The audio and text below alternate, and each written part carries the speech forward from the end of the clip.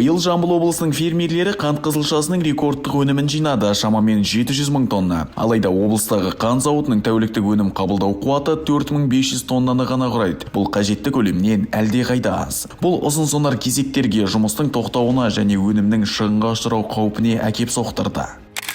Жүк түсіру үшін ұзын-сонар кезек шаруалар мен жүргізушілер арасында шиеленіс туғызды. Күтудің әрбір қосымша күні өнімнің жоғалу қаупін тудырды. Зауыт жаңғыртуды қажет ететіні анық, бірақ Қызылша жер компаниясының арқасында шешім табылды.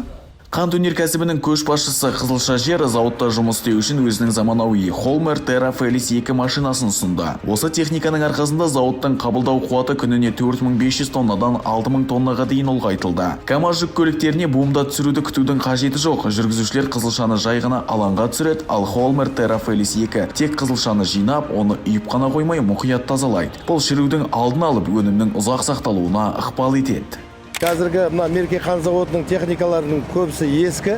Сондықтан біздер ТО Қызылша жер компаниясынан мұнаны өзіміз сұрап алып, шаруалар. Егерде осы қазір мекемау, погрузчик, перегрузчик, очиститель, сахарный свеклы, егерде осы мекемау техника болмаса, біздің жұмысымыз тоқтайды қазіргі жағдайда. Бұл шешімнің зауыт пен фермерлердің жұмысына қандай әсері болды? Өзгерістерді өз көздерімен көрген адамдардан сұрадық.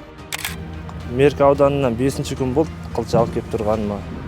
Заводына күннің суығына орай жай жұмыс істеп, осы мекемаусының арқасында, осындай техникалардың арқасында қылшалар қатқанын, осы экскаватормен түсіріп, завод барынша көмегін беріп жатыр. Техника алынды, бірақ олардың өздерінің 2 техника салынды, одан бөлек Шу ауданда орналасқан осы Мерке зауытына қарасты шаруашылық беріп отыр. Соның есебінен әрине енді қабылдау мүмкіншіліктер артты. Мысалы, бір күнде тек қана сол техниканың арқасында 2,5 мың тоннаға дейін қабылдау мүмкіншілік туындап отыр. Сонымен жалпылама алғанда бүгінгі күні 4,5 мың, 5 мың тоннадай күні қабылдайды.